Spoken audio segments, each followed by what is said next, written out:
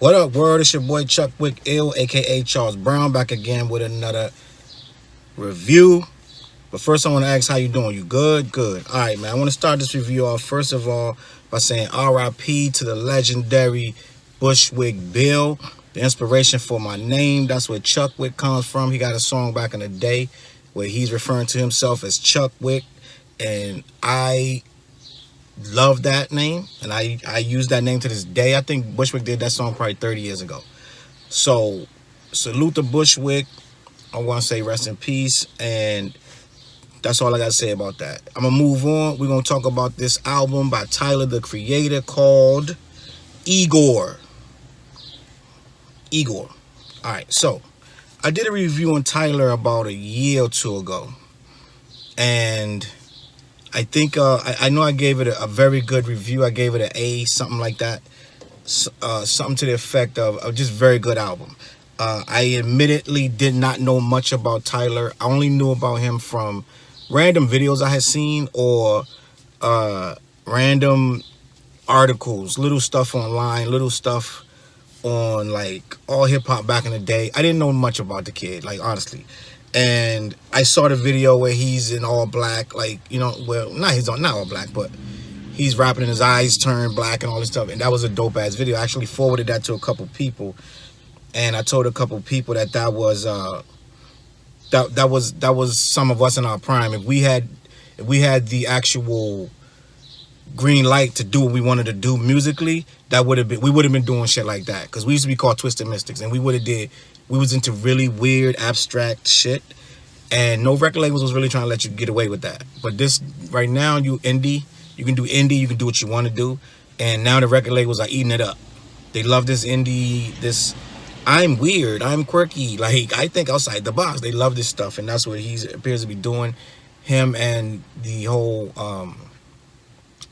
Odd Future and all that whole situation, the Frank Ocean and all, they seem to be very creative. They seem to have done what we used to do as far as just putting everybody in the crew, and whoever shines rises to the top, and it is what it is, and everybody's gonna get a shot. They're gonna get a chance to get on that mic, but the cream gonna rise to the top, and that's what it's gonna end up being.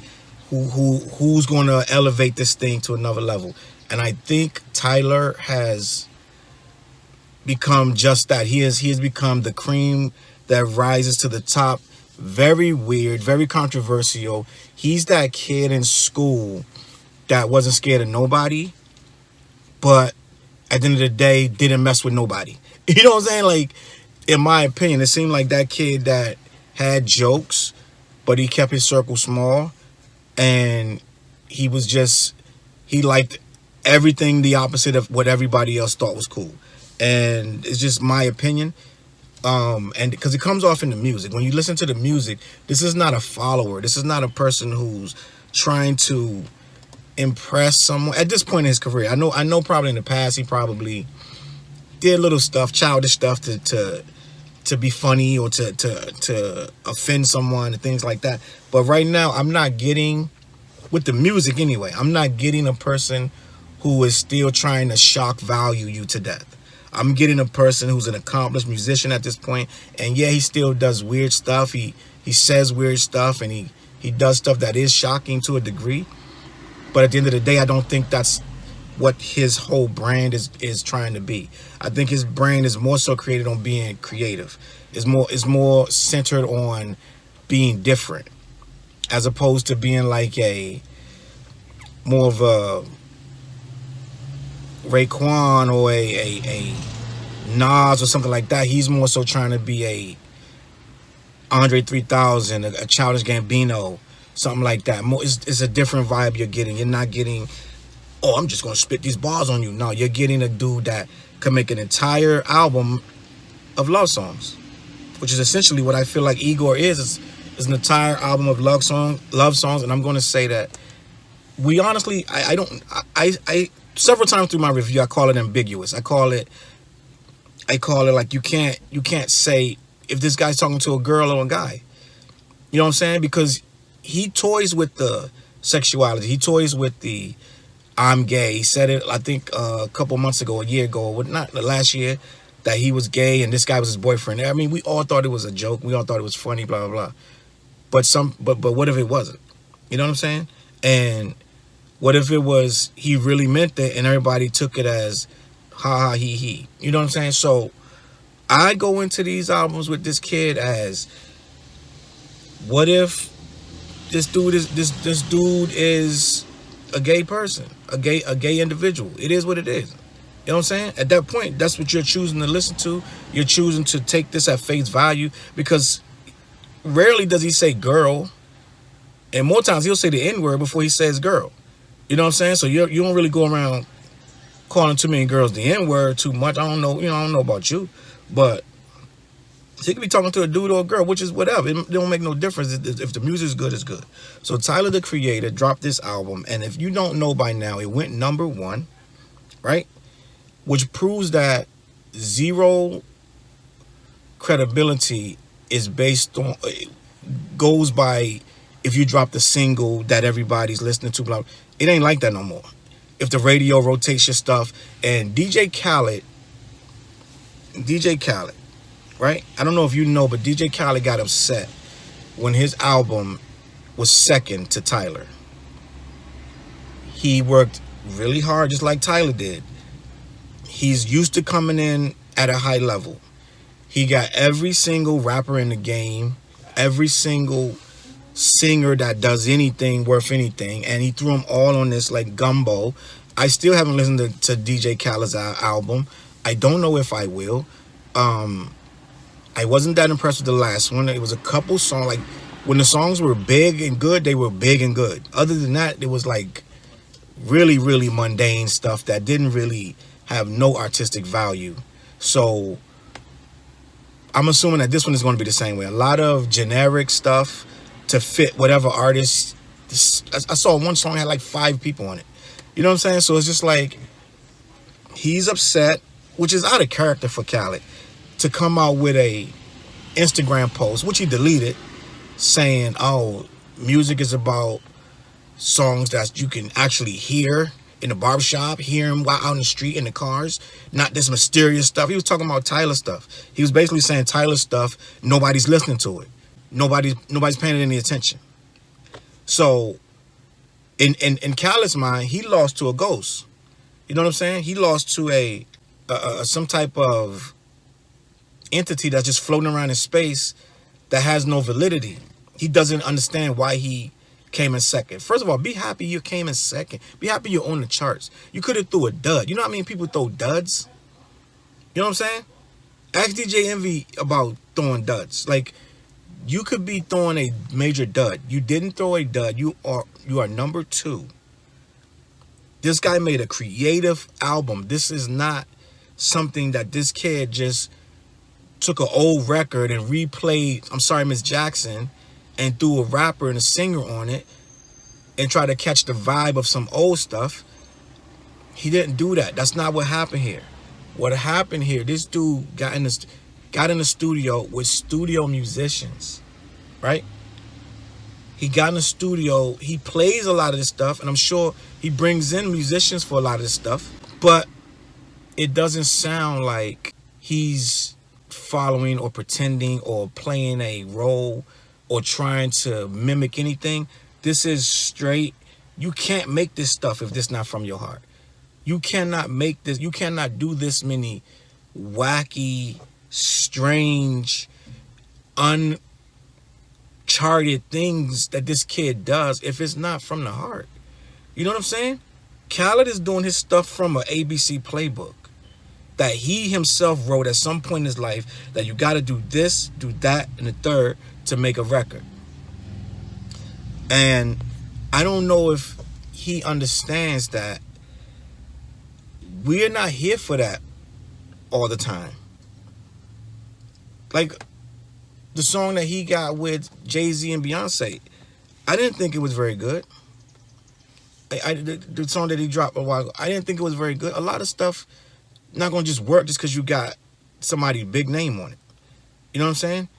And if you're trying to make a whole album of commercial successful hits, you're gonna stumble somewhere, because that's not, music should not be made like that. So take your number 2 spot, eat that, love yourself for that. This guy is so positive, but then when he comes in number 2, he make the most negative video I've ever seen from a guy who's always talking about be blessed. You know what I'm saying? So I'm like, Tyler laughed at it, which he should have. He clowned it, which he should have, because at the end of the day, Tyler dropped this number 1 album without even barely promote. I mean, he put money promotion into it, but it wasn't like Khaled's promotion. It wasn't nothing like that. So it's, this guy has a fan base. So Khaled is like, if I don't put enough names on this and get enough producers involved, it won't sell. Tyler's stuff is like, yo, I don't have to put no one on this. I could just make this in my own basement and put this stuff together. And I got so much of a fan base, they're gonna eat it up. Tyler stuff didn't sell off hype. Tyler stuff sold because he has a fan base that wants to hear it. It's a fact. So this whole thing with Khaled having this issue with coming in number 2, you should be happy you coming in any place, for real. Because the word on the street is the album is garbage. I ain't never heard it. I would never call it garbage because I haven't heard it. You know what I'm saying?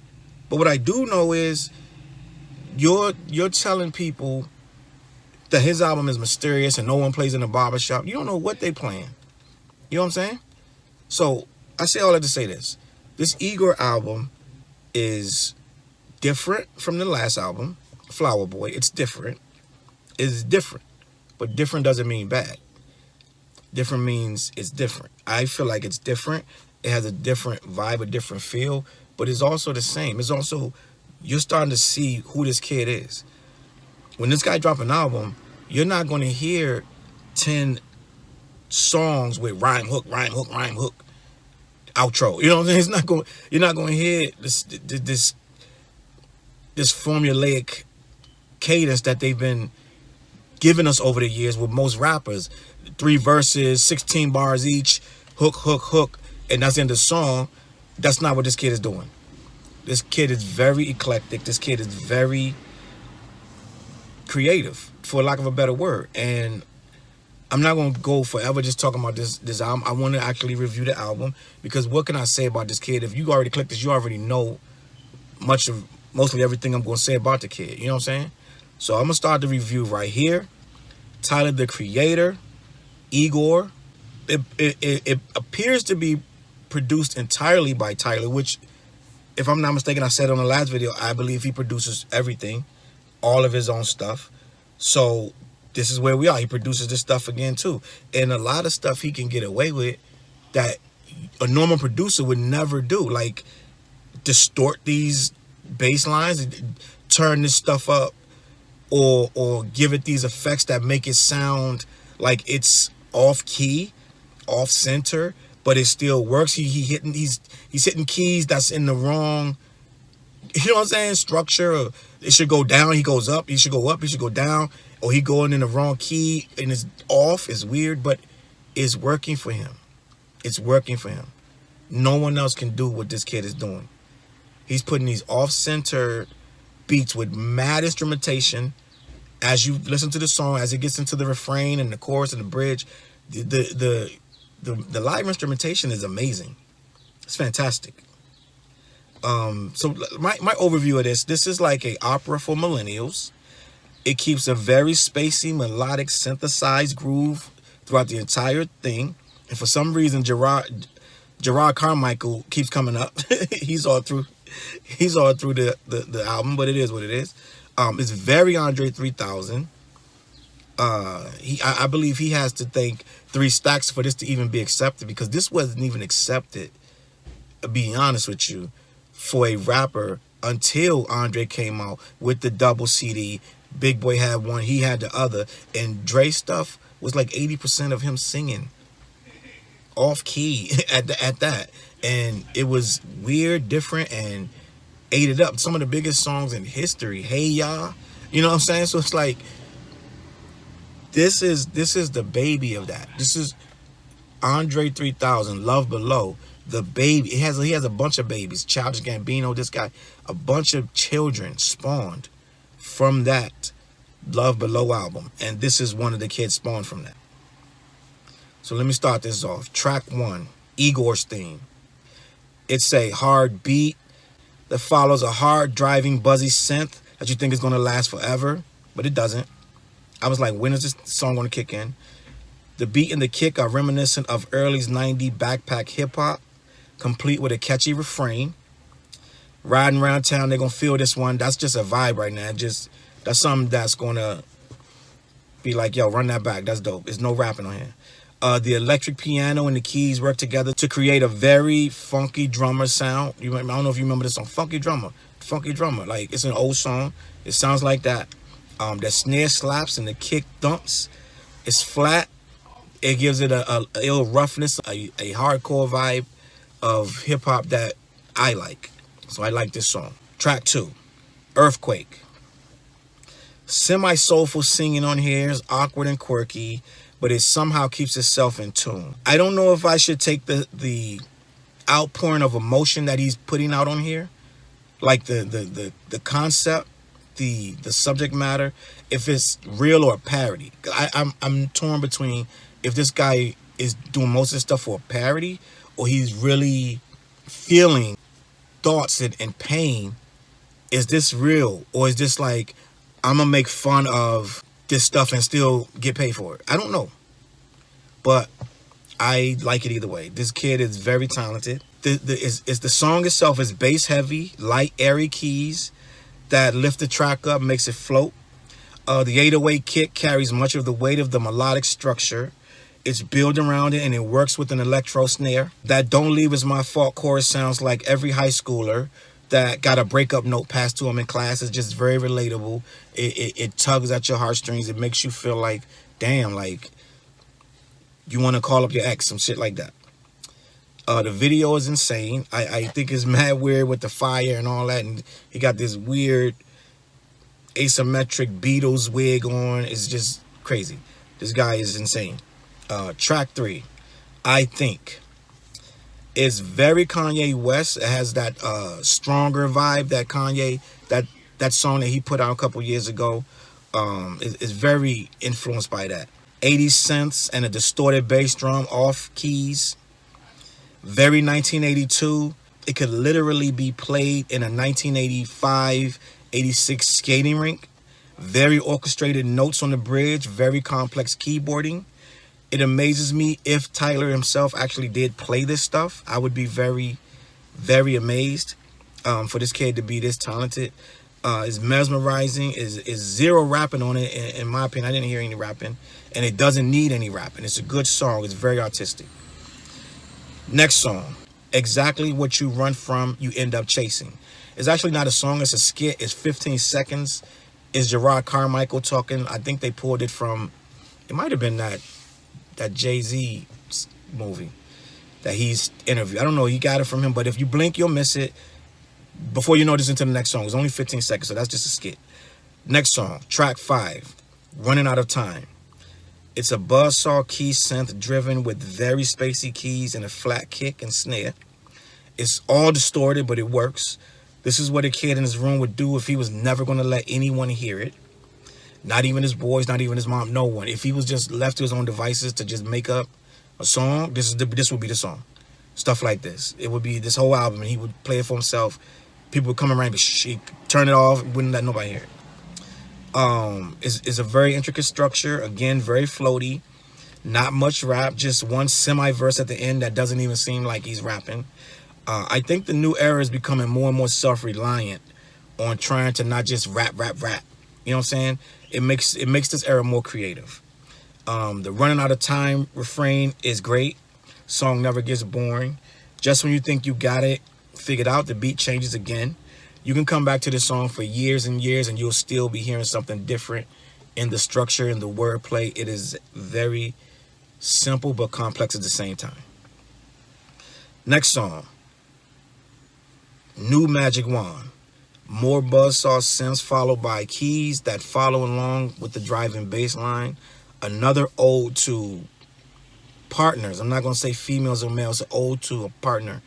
I originally thought it was an ode to a female, but as you listen to the whole album, this thing, like I said, is very ambiguous. So this could be guy or girl for all you know. You know what I'm saying? I'm not mad at anything in here. This is a neo soul vibe. It could blend right into a 1999 neo soul coffee shop open mic. Gets a little edgy at the end, a long verse with a distorted effect on it. It's like a walkie-talkie feel. More weirdness, but it's very acceptable. I have not heard anything whack yet. I like this album so far. That's the 7th track on here. One of those is a skit, so 6 songs in a skit. I have not heard anything whack. I'm just more open though. Some of you people may not be open to some of this stuff, and you may say, what the F is this nonsense? But I'm more open to stuff, so it is what it is. Next song. A Boy is a Gun, which is an ode to men, actually, if that's how you want to look at it. But it's still more ambiguous. It's rapping to a nameless, faceless person who could be male or female. I don't know. Boy Don't Shoot Me Down is ambiguous and could mean anything. It's all about your own perception. Matter of fact, this album could be guys or girls. I still haven't determined that he's real or trolling. I just don't know. Next song, Puppet, featuring Kanye West. I'm Your Puppet is a new age spin on an old song of the same name, but he does a very 1960s, it just feels like the 60s throughout the whole track, even down to the flat lo-fi snare and kick that he used. Kanye West makes an appearance on here with a verse, has a few ad-libs and a few refrains. He's just blended in. The song spirals into a mellow weirdness, but it's still good. It's new, but it's old. And it's old, but it's new. This kid is mixing the two flawlessly. Next song, What's Good? Hard, old school New York trance rap, very New York beat pattern, along with kicks and snares. Could be a sample, but I doubt it. Very Bambaataa. This is what the breakers would rush to the floor back in the day to bust their moves on. This would get them up, running over there trying to battle. Just that type of track is just that hard. Floor rocking, pop locking type of feel. More buzziness, more synths, distorted bass drops. I like all this weirdness. It's just, maybe I'm weird. The verse is dope. You actually remember that the dude can actually spit. It reminds you that this dude got bars. And this dude is all over the place, but it's you want to go on the journey with him. Next song, Gone Gone, Thank You. The Buck Rogers key patterns and the squeaky or electromagnetic vocal effects make an interesting mix. The singing is actually on key for the most part, but sometimes it's not, but that's the charm. The subject matter is right back to love. This could literally be from the point of view from a true real life IGOR that's just lurking in the shadows, spilling his feelings from afar. It's just very unique. This could be, some type of ghetto opera. Next song, I Don't Love You Anymore. Again, everything's produced by Tyler, so you're not going to hear me say produced by like I normally do. It's a quirky, high-pitched, quick cadence chorus that's jarring and funny at the same time.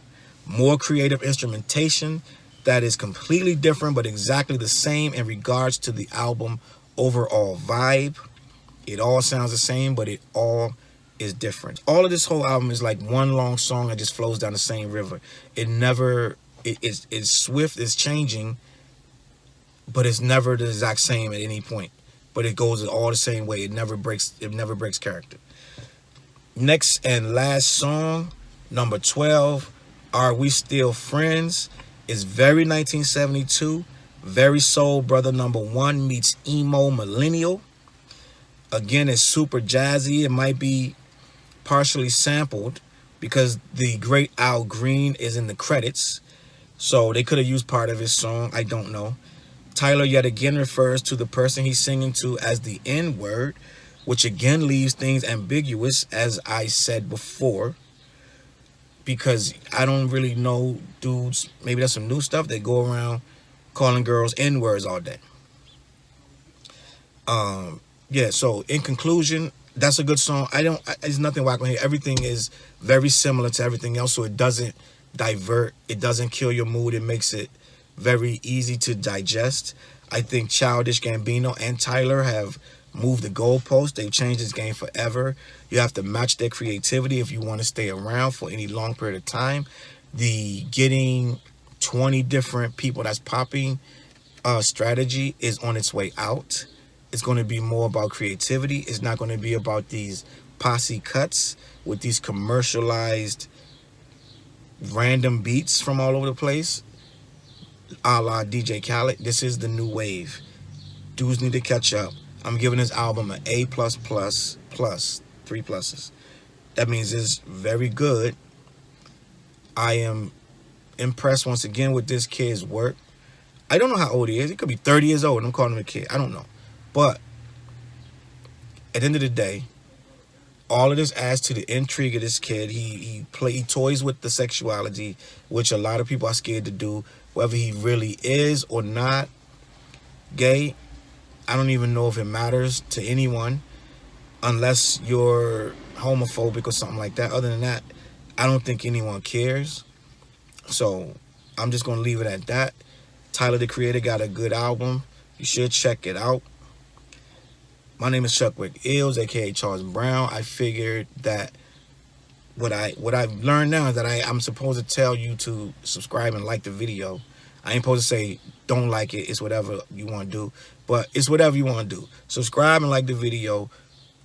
I prefer that, but if you don't want to, it's whatever. I'm going to catch y'all on the flip side, man. You know what I'm saying? Peace.